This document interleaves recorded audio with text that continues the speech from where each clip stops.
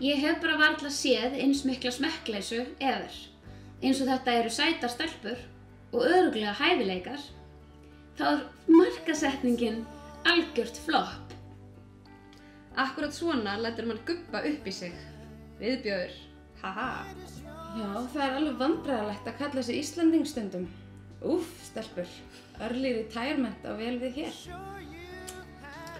Þær hefðu ef til vill átt að splæsa í lagahöfund og almennilegan upptökustjóra en engaþjálfara.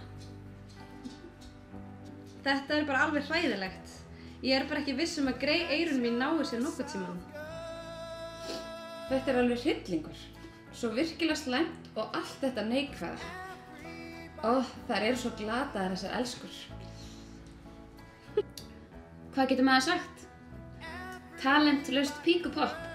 Stæling á þúsundum wannabes. Æ, greyin. Vonandi verða þær hérna.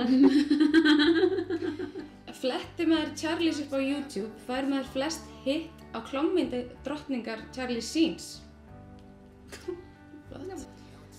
2 ára sonur minn hélt fyrir eyrun þegar ég kveikti á þessu. Segir ýmislegt þetta lag. Líklega það versta sem hefur verið fundið upp á Íslandi fyrir utan rocklingana. Nei. Nei. Nei.